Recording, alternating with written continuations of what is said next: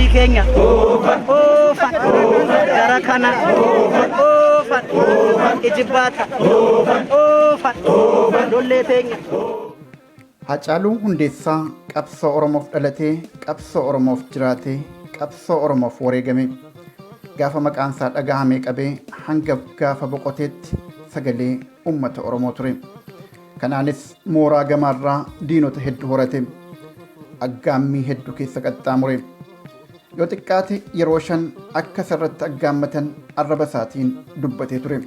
Finfinnee keessaa baalageedha. Baageegaa barsiisaatu mandarba yeroo baay'ee yeroo tokko miti yeroo 5ffaaf dheengadda na mudatee darbeen beekuanis. Warree baan deemaa beektaa magaala kana keessa. Ofii diinonni Hacaaluu doorsisaa bahan kun eenyu fa'a? Arrabuma isaarraa dhageenya. Nafxanyaan diina Oromooti. Kaleessas diina Oromooti. Hardhallee diina Oromooti. Gara fuulduraattis diina Oromooti. Kun waan inni arrabaan himate qofa miti. Ragaan viidiyoos kan baatii 9 dura miidiyaa hawaasummaarra deemaa tures ni jira.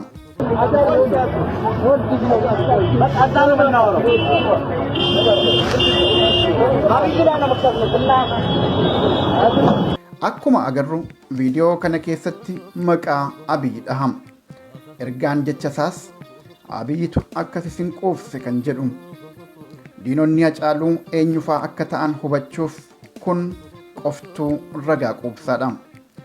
Eenyu akka jara goobsee Finfinnee biyya baasaa irratti Hacaaluu doorsisus ni akeekama. Waan irra ga'e kanas Hacaaluun VOA afaan Oromoof wayituma sanatti akkasitti addeessee ture. Kaleessa akka lakkoofsa yookaan sa'a biyya kanaatti naannoo sa'aatii 11 gara keetti galuudhaaf yoo jedhu naannoo Meeksikoo kolleejii koomarsii bukkeetti ijoollee kubbaa laaltee baatu fakkaata tiishartii deeggaraa waan ta'eef kaawwatteetti almost lakkoofsaan nama 10 ta'u. Bakkaan konkolaataa dhaabee nama dubbisaa jirutti dhufanii afaan Amaaraatiin ati dhiphoodha ati zaranyaadha jedhanii wantoota garaagaraa natti bu'anii waan milee kiyya irratti hintinii ta'u an ofirraa dhoowwuudhaaf laallaanis xiqqoo narratti waan hin taane yaaluu barbaadanii. Seenaan Hacaaluu isa kanam. Warri inni himataa bahes jara kanam. Wanni gaddaan nama cabsu guddaan garuu sagalee Oromoo qaalii kana eega dhaamsanii booda kana booda boollaa ka'ee ofin ittisu jedhanii seenaa isan fakkaanne haara'ee katabuufiif dhama'an. Diraamaa cubbuu irratti hojjetanii isumaan qabanii kaayyoonni wareegameefiin wal dhoofsisuuf as bahan. Gadi fageenya diinummaa Oromoo waliin qaban diraamaa kanaan mirkaneeffatan. Kunis kan ta'eef du'asaa torban tokko dura OMN irratti bahee ammas haqatti amanu irra deebi'ee sodaa tokko malee waan dubbateefi. Nafxanyaan diina Oromooti. Kaleessas diina Oromooti. Hardhallee diina Oromooti. Gara fuulduraattis diina Oromooti. Amma walumaa galatti maal akka ta'e beektaa? Akka Dooktar Abiyyi waraana isaa ajaje akka Jawaar ajjeesu yookaan qabsaa'aa Oromoo hayyuu tokko akka ajjeesu nafxanyaan halkanii guyyaa irratti hojjechaa jirti. OMN Hacaaluu kana feere miidiyaa irraa badee turtii yeroo dheeraa booda ture. Hacaaluu Hundeessaa uummatii akka qabsaa'aatti akka artistii ilaallatu waggoota 2 iluumata dura dhabamtee jirta. Daawwattoota yookaan jaalattoota keetii maal jette eessa turettaan? Hacaaluun wallisaa taraa tokko osoo hin taane sagalee aartiitiin qabsoo Oromoo keessatti qooda cululuqaa kan qabu waan ta'eef haala siyaasaa yeroon kun keessa jiru gaafatamuunsaa waanuma eegamu ture. Uummanni Oromoo sagalee isaa yaadee hawwiidhaan eegaa ture waan ta'eef wayita sagantaan sun dabru nama 24,000 oltu daawwachuu ture. Gaazexessaan OMN Guyyoo Waariyoo waan amma dura Hacaaluun sirba isaa keessatti tuqe kaasee gaafate. Maal anjira gubbaatti yaa galaaneetiyyaa ette fardi siidaa hatan siidaa dabalee sini ette wanni ette erganu daangeessani barii ture bulbul farda badi Hacaaluu wanni farda waan fardaa sobtacha keessa waarke. Hacaaluunis sana deebisuun qabee waa'ee Minilik kaase. Farda siidaa hataniidha. Farda siidaa hatani siidaa dabaleen soore erga nu daangeessani barri ture bubbuleedha. fardi siidaa dabalee sun farda Minilik irra taa'ee kunoo amma suura ka'e san farda hatame beektaa Eentati. namicha nami hattuu humnaan qotee bulaarraa fudhate beektaa ijoollee Arsadii promotion ka jedhaman bolaa sadan tokko jira Sisaay Bulbulaa waggaa 8 dura sochii hamaa gaggeessaa turan kitaaba isaan barreessan irratti arge beekte siidaa dabaleen kun nama galaan farda isaa kaalchoo fi garbuu qallabaa ture gorroo jalatti Oromoon sangaa fardaa isaa maal godha beektaa guyyaatti yeroo lama dhiiqa beeke naannoo keenyatti farda goojeedhaaf lolaaf itti qophoofsitu kan leenji'amu garbuu nyaata gorroo jala hidhame namichi kun gaafa farda taphatu beekamaa ta'e odeensii qaba beektaa akka kitaaba sanarra jedhutti seenaani gorgisitu taabonni wayii hin baay'edhan as birbirsa gooroo kanatti nami kun maqaa qaba siidaa dabaleen kun namicha bira qaqqabe fakkaa Minilik bira Odeeffannoo Minilik bira.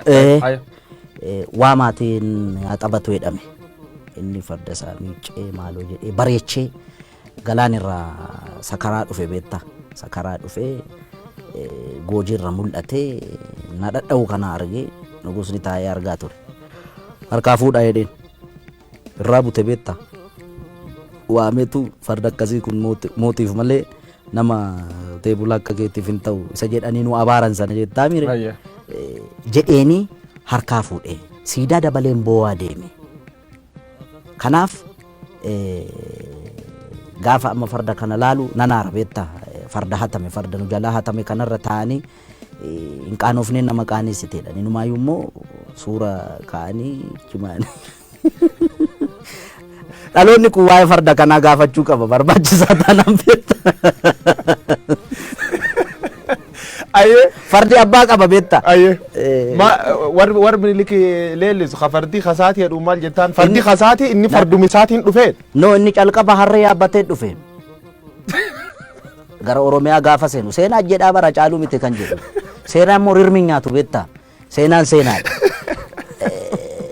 okay yaabbii fardaa isatti beekan amma waa'ee Adwaa faana wal qabate warri lole kun tuulama kana fardaan dhaqee dhukkee irraa kaase minni yaa'u wotoorra ka'ee danda'a yookaan qabaniif ittiin deema ta'an beekamu ammas bari ijoolleen gaafa fakkeessitu siidaa isaa bukkeetti gaafa Adwaan kabajamu ijoolleen jijjirti farda jalatti qabanii kan diddeemu sangaa fardaa si jalatti hin qaban yoo yaabbii dandeessedha kan yaabbatu namoonni siidaan kun kajiganii jedha siidaan kun yoo jig fardi akkanatti fardi ka Oromoo fardi kan Oromoo akkam tolcha farda akkamitti jigama akkam tolcha kajige yoo isaarraa jigsan malee okay gaa inni walumaa galattan fardi abbaaf deebi'uu qaba inni dhaloonni hin deeffata baay'ee anaaf sirratti hin ta'in malee inni waan hin oolle beektaa waan amma Ameerikaa kana keessatti ta'aa jiru beektaami biyya qaroomte biyya guddatte yakkamaa beeke akka Shimallis jedhutti wanti OMN qalmaaf qopheesse hin jiru. Akka hundi keessa yaadattan turban dura miidiyaa OMN irratti dhiyeessanii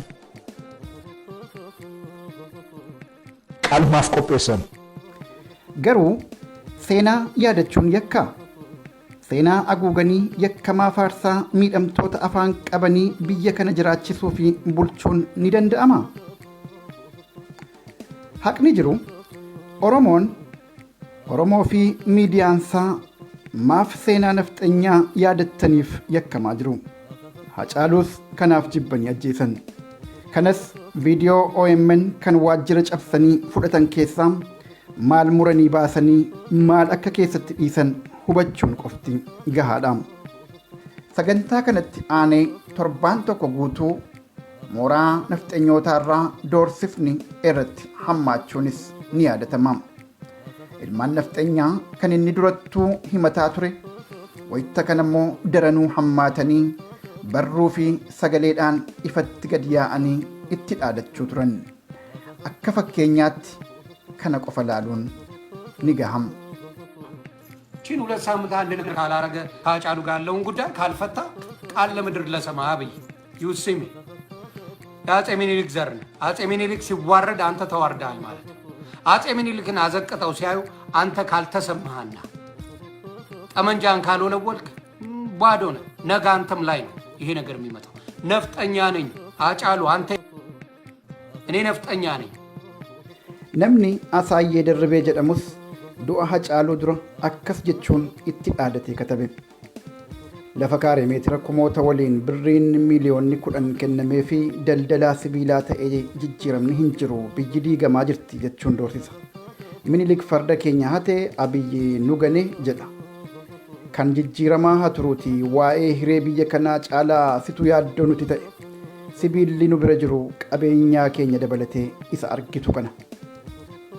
Addis Ababaa Pirees maddi jedhamus akkas jechuun ajjechaa Hacaaluuf wayita sanatti akka qophaa'aa jiru doorsise. Warshaa sibiilaa Hacaaluu jedhamu irratti tarkaanfii murteessaa fudhachuuf deemna waan ta'eef teessoo warshaa sanii warri qabdan keessaan nu ergaa jechuun Hacaaluu irratti qiyyaafachuu isaanii miidiyaa hawaasaa irratti akeeke. Jara akkasii kana qofa osoo hin taane muummichi ministeeraa mataansaa as keessaa harka qaba. Torbaan Hacaaluun OMN irratti dubbate san dhimma seenaatu ka'ee wal falamsiisaa ture. Warri nafxanyaa Hacaaluu irratti awwaara kaasuun Minilik nu jalaa tuqe jedhanii wacuu turan. Dhimmi seenaa Itoophiyaa torbaan san keessa ajandaa falmii ta'ee ture. Muummichi ministeeraa kan Minilikiin faarsuun beekamu hafuura kana keessatti eebba warshaa daabboo tokko irratti argamee dubbii seenaa kaasuun akkas jedhee ture. ሁሉም ሰው የታሪክና የትናንትና ተንታኝ ከሆነ ወደፊት መጓዝ አይቻልም። waan alangeen deemtuuf fardiin wallaalu akkuma jedhamu dubbiin tun Hacaaluuf akka taate namoonni baay'een tilmaamaa turan. Sababni isaas Hacaaluutu dubbii seenaa kaasee Minilikiin kan muummichi ministeeraa dhaadeffachuun beekamu jalaa tuquun mata duree yaa'ii ta'ee ture. Kitaaba keessa beekessa masaraatiin waggaa tokko dura maxxanfame kan yetaxallafa የህዝብ ትግል yookiin qabsoo ummataa butame jedhu keessatti Hacaaluu Hundeessaa akka masaraatti affeeramee daqiiqaa 10f muummicha ministeeraa waliin haasa'e dubbatame. Wal argaa san keessatti muummichi ministeeraa qabsoon akka xumurame kan biyya bulchaa jiru Oromoo akka ta'ee fi kana booda Hacaaluu faarraa kan eegamu ummata kakaasuu osoo hin taane jijjiirama dhufe deeggaruu qofa akka ta'e muummicha ministeeraatiin itti himame. Jaalatames jibbames waggoota 10 dhufaniif biyyattii kan bulchu anuma, kanaafuu kanarraan maqa yoo jette daqiiqaa tokkoof illee obsa siif hin qabaannu kan jedhuun Hacaaluun doorsifame. Hubadhaa, kun kitaaba waggaa tokko dura maxxanfameedha malee waan eeganni du'ee booda katabame miti. Hacaaluun garuu akka doorsifametti sodaatee dubbachuun callifne. Gootummaa Hacee hundumtuu ni beekani. Kunis ajjechaasaaf akka sababa ta'uu malu bal'inaan tilmaamama. Eenyu akka isa ajjeesuudhaaf dhaadachaa ture ni beekna. Sirna nafxanyaa Oromiyaa dhabamsiiftee Itoophiyaa dullatti ijaaruu barbaadu sirnatu ajjeese. Tokko kana. Lammaffaa Hacaaluun otoo hin du'in torban tokko booda waan inni haasa'e ni beekna. Eenyu akka qeeqe ni beekna. Erganni gaaffiif deebii godhee akkaataa itti gararaa turan ni beekna. Namuu quba qaba. Eenyuun ajjeesame ragaa adda addaa ba'aa jira. Ragaan adda addaa fakkeenyaaf kan inni har'a arge kitaaba barreen gaddaa የተጠለፈው ትግል jedhu irratti fuula 109 irratti kitaaba maxxanfame afaan Amaariyaatiin namicha sana maxxansilee hidhan jedhan barreen gaddaa beek Prime Ministeriin kun yaame kana booda Oromoo bulchaa jira. Qabsoonni jedhamu hin jiru. Waan sirraa barbaannu uummata tasgabbeessuu qofa. Waan barbaanne sii goona. Kana gochuu baannaan obsa takkasiif hin qabnu jedhee akka itti haasa'e kitaaba sana irratti maqaa Hacaaluu wajjin maxxanfamee jira. Erga karaa hundaan itti duulanii itti dhaadatanii Hacaaluu galaafatanii booda warri gammachuu isaanii ibsatan tokkoof laman turre. Akka fakkeenyaatti kana laaluun gahaadha. Namni Mogos Mokonnin jedhamu gooftaan Minilik Hacaaluuf murtii isaa kennee jira jechuun gammachuu du'a isaa ibsate. Naannoo kondominiyeemii Galaanitti rasaasaan addarra dhahamee hospitaala Xurunesh Dibaabaa gahus lubbuun isaa hin hafne. Addis Ababummaan akkana kun warra kaaniifis fakkeenya ta'a jechuun hawwiin isaa guutamuu labsate. Ajjechaan Hacaaluu ajjechaa siyaasaa akka ta'e ragaan agarsiisu hedduudha. Ajjeefamee osoo guyyaa lama hin bulin Finfinneerraa fageessanii awwaaluuf jarjaran. Reenfi artist Hacaaluu Hundeessaa yeroo ammaa hospitaala Phaawulos ba'uu irratti argama. Gara magaalaa Ambootti akka geeffamuudha odeeffannoon qabnu kan mul'isu. Nama beekamaa akka isaa dhiisii nama kamuu yoo ta'e harka namaatiin lubbuu dhabe taanaan reefki isaa sirnaan durfamee qoratama. Hacaaluun akkatti ajjeefame osoo qorannoo gahaa hin argatin dafanii reefka isaa biyyee irra deebisan. Osoo dhugumatti ajjechaa isaa keessaa harka hin qaban ta'e yeroo fudhatanii yoo barbaachises qaama sadaffaa irratti affeeranii erga qoratanii booda Finfinnee lafanni irratti qabsaa'ee irratti wareegame keessatti kabajaan boqochiisu ture. Maatii isaa doorsisuun diraamaa itti hojjetanii isaantu gaafate jechuun Finfinneerraa alatti hin awwaalan ture. Amboottis taanaan uummata kabajasaaf gaddaan cabee miliyoonotaan yaa'e dhukaasa irratti bananii ari'anii sirna afooshaa ganda tokkoo hin caalleen salphisanii hin awwaalan ture. Jaallan qabsoosaa warra silaa awwaalcha isaa irratti argamee kabajaan geggeeffatuu fi seenaasaa miidhagsee dubbachuuf hamilee qabu dursanii guuranii hidhaatti hin naqan ture. Erga ajjeesanii boodas ajjechaa isaa irratti murtii siyaasaa barbaadan dabarsan. Galaafatanii guyyaa lama keessatti abalutu ajjeese jechuun murtiin pirezidantii Oromiyaa Shimallis Abdiisaatiin labsame. Qorannoo poolisii fi ragaa mana murtii tokkoon maleetti murtiin siyaasaa dursamee itti kenname. Akka hundi keessa yaadattan turban dura miidiyaa OMN irratti dhiyeessanii qaalumaaf qopheessan uummata Oromoo biratti kabaja inni qabu cabsuudhaaf hojjetanii isaa booda qopheessanii immoo tarkaanfii irratti fudhatan.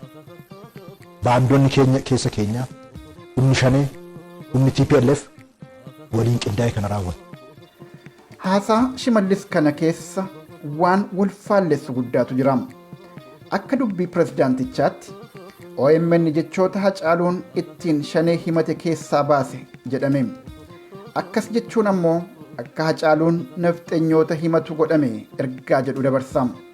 Kanaafuu qabiyyee qilleensatti ba'eessaniin kan dubbii Hacaaluutti aaree isa miidhu shanee jedhamu san osoo hin taane nafxenyoota ta'a jechuudha. Shimallis garuu wanni dubbataa jiru waan galeefuu hin fakkaatu. Akka hundi keessa yaadattan turban dura miidiyaa OMN irratti dhiyeessanii qaalumaaf qopheessan. Obbo Shimallisiif gaaffiin dhiyaachuu qabu gabaabaadha. OMN waan Hacaaluun shanee itti matu muree keessaa baase yoo ta'e qophiin qilleensarra oole waan shanee dallansiisu hin qabaatu jechuudha. Kanaafuu shaneen Hacaaluu waan tuquuf hin qabaatu. Shimallis garuu shaneetu akkana godhe jedhee yakkeem. Isaa booda qopheessanii immoo tarkaanfii irratti fudhatan. Baandonni keenya humni shanee humni TPLF waliin qindaa'e kana raawwatu. Kana dhugoomfanna jedhanii ammoo sagalee haaraa waraabanii dhaamsa doorsisaa shaneerraa moobaayila Hacaaluutti ergame jechuudhaan ummata kabajamaa guddaa kana tuffatanii gowwoomsuu yaalanii. Tortoraa ilma diqaalaa harricha namaa itti OMN irratti si amma waa'ee kee bareera gaa dhugaati jettus kanadha. Lafeen gootota Oromoo si haa qabu tole na dhageesseetta. Gaaf tokko immoo abbaan dhugaa eenyu akka ta'e hin barta. Isheen erga OMN irra taasifte immoo arraba keetii arraabuuf jirtaayyee. Ragaa irra miti anumadha. Suma gaddatee keessi asii barreessedha yaanuma. Gaafis hin ta'in ilma diqaalaa. Gaafii murteessituu asirratti isaaniif dhihaattu garuu deebisuuf hin qophoofne. Namichi akka isaan jedhanitti shaneerraa dhaamsa doorsisaa ergu sun haasawa Hacaaluu qilleensa irratti ba'e caqasee maal keessatti argeetu Hacaaluu doorsisa. OMNtu waan Hacaaluun shanee himatu keessaa muree baase eega jedhame sagaleen qilleensatti ba'e akkamitti nama shaneedha jedhamu tokko dallansiisuu danda'are. Akkamitti sagalee qilleensarra oole sanaan yeroo tokkotti ilmaan nafxanyaa fi firri Hacaaluu shanee jedhamanii waamaman jecha tokkoon isa komatu. Cubbuun akkas afaan nama wallaalchifti. Oduu sobaa maaliif odeessu saba qulqulluu maa xureessan. Bukoon diraamaa isaanii kana qofas miti. Murtii siyaasaa durfamee kenname irratti diraamaa mana murtii hojjetanii torbaan tokko booda didichaa gabbahan. Itoophiyaa keessatti olaantummaa seeraa fi haqaa osoo hin taane olaantummaan siyaasaa akka dursu kunis ragaa jabaa tokko. Hacaaluu dhimma siyaasaaf akkuma ajjeesan dhugaa waa'ee du'asaa dhoksuufis diraamaa siyaasaa irratti tolchan. Haa ta'u malee akkuma jechoonni Shimallis walii isaanii wal morman diraamaan isaaniis keessisaa dheedhii ture. Jalqaba kan ibsame Hacaaluu dhiira lamaa fi dhalaa tokkotu ajjeese kan jedhu ture. Turanii dubartii jedhamte keessaa dhiisanii dhiira 3 godhan. Kun maaliif ta'ee jedhee kan gaafateen hin turre. Dhiirota 3 keessaa tokko maqaa adda addaan yoo waamanis dhageenye. Takka Xilaahun Yaamii jedhan, takkas Xilaayee Waamii jedhan. Kan caalaatti nama qaanfachiisu ammoo dubartiin haadha alangee mana murtii federaalaa jedhamtu Adaanech Abeebee iskiriptii diraamaa sobaa barreeffamee itti kenname dubbisuu wallaaltee yoo rakkattuu fi ija babaaftu akkasumas daayirektaroota isheetiin yoo dhaabsifamtee sirreeffamtu arguudha. ተኳሽ በቁጥጥር ስር የዋለው አቶ ጥላሁን ያሚ የሚባል ነው። ስለዚህ ዋናው ተኳሽ የሆነው ጥላዬ ያሚ የሚባለው ሰው ስለዚህ ጥላሁን ዋሚ ለምን እንዴት ሃጫሉን መግደል እንዳስፈለገ ለምን እንደገደለ በገለጸበት ወቅት ሰብስበን የምንገልጽ ይሆናል።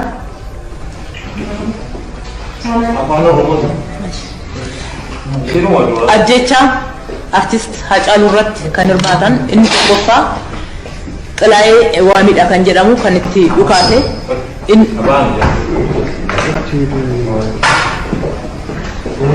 አንተ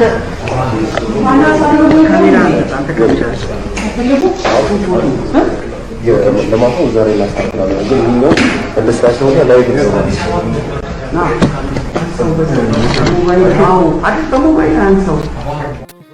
karaan sobaan bahan akkasitti deebii nama dhibam. Har'uma nyaatanii qanani'anii buluuf jecha haqa jallisan, haqa seenaan hin daganne. Dhiiga ilmoo Oromoo qaaliin diraamaa cubbuu akkanaa bocolan. Ummata miliyoonota biyyattii duratti akkasitti of salphisan. Cubbuun Oromoo akkas qullaa nama dhaabdi. Oduu sobaa maaliif odeessu saba qulqulluu maa xureessan yemmulee agarbachiisa Oromiyaa maaltu gadhiisan. Sababni OMN himatan jechoota Hacaaluun shanee ittiin himate keessaa baase kan jedhu dhugaan jiru garuu akkas miti. Viidiyoo guutuu kan ediitiin godhamin arganne jedhanii fi shaneetu na doorsise jedhee bakkitti Hacaaluun dubbate kan OMN muree baase jedhamu hin turre. Dhugaan jiru garuu Hacaaluun gidduu dhaabbatee warra mootummaa fi warra mormituu walirraa qabaa ture. Kana gochuu isaatiin qaama si ajjeesuu hin beektu biyya gadhiisii bahii jechuun firoonni isaa Oromiyaa lixaarraa bilbilanii gorsuunii fi shaneetutti dhaadate jechuun waan adda addaati. Kan amma diraamaan tolfamee fi awwaarri gama nafxanyaarraa ittiin ka'e garuu haasaa isaa OMN irratti godheen wal qabsiifameeti. Dhimma mooraa nafxanyaa goolee isarratti dhaadachiise gara mooraa Oromootti micciiranii deebisuu barbaadan. Haasawa OMN irraa laalchisee gaaffiif deebii kan qopheesse gaazexessaa Guyyoo Waariyoo mataansaa ibsa kaleessa OMN'if kenne keessatti dubbii kana addeessee jira.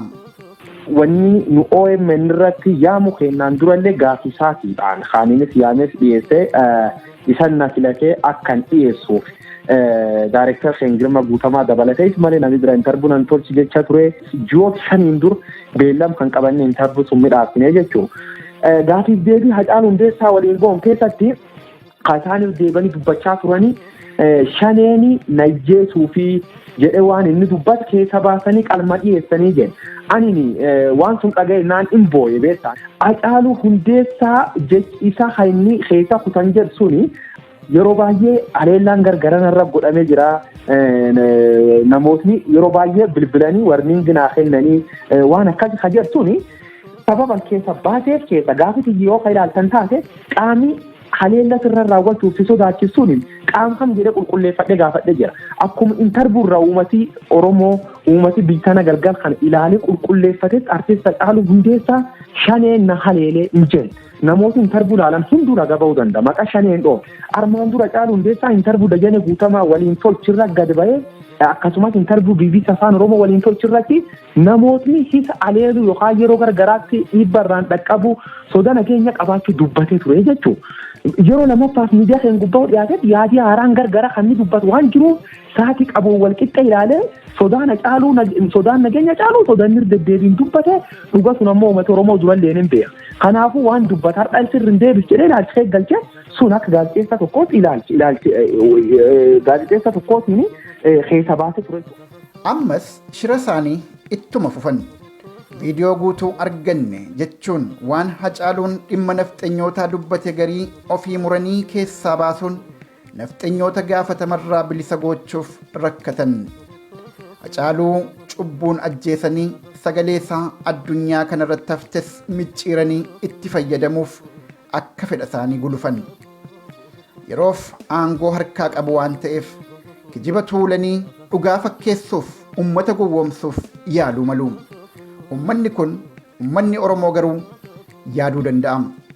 Hacaaluun ilma Oromoo Oromummaan dhalatee Oromummaan jiraatee Oromummaaf galaafatame. Kan isa galaafates jibbitoota Oromoo akka ta'e sabni kun tolchee hubatama. Dhugaan kun tuullaa kijibaa kamiinuu hin dhokatu. Utuu sobaa maaliif odeessu saba qulqullummaa xureessan deembulee agarbachiisa Oromiyaa maaltu gadhiisa. Ajjecha Hacaaluutiin galiin mootummaan farra Oromoo kun argachuu barbaade gurguddaan waan sadii. Kan dura sagalee qaalii qabsoo Oromoo keessaa biqilte, qabsoo kana miidhagsite, onnee sibiilaa dandeettii aartiitiin siiloftee diina dhiphifte kana dhabamsiisu ture. Jabbileeta koo ya jabbileeta odaa jalaa kan nama nyaatu nu keessa jiran. Kan lammaffaa nafxanyoota gammachiifachuudha. Yakka kanaan akka isaan hin gaafatamne gochuu qofa osoo hin taane kanatti qabatanii gaaffii yeroo dheeraaf nafxanyoonni itti dhiheeffachaa turan guutuufiidha. ለጀዋር መሐመድ አንተና የአንተ መንጋ በሕግ ፊት ቀርባችሁ ፍትህ እስኪመጣ ድረስ እስከ መጨረሻው አንተኛ። Kan sadaffaa fi akeekni inni guddaan ammoo makmaaksa Oromoo tokko nama yaadachiisa. Isuma qabanii, isumarra kaa'anii, isumaan dhahanii kan jedhu. Mammaaksi sibiilaaf makmaakame kun akeeka jara kanaa sirriitti ibsa. Oromoodhuma ajjeesanii, Oromoodhumaan yakkanii, Oromoottiin dhahanii balleessuudha. Hacaaluu lubbuunsaa jannataan haqananiitu. Jabbileeta koo ya jabbileeta odaa jalaa kan nama nyaatu nu keessa jiran. Jabbileeta koo ya jabbileeta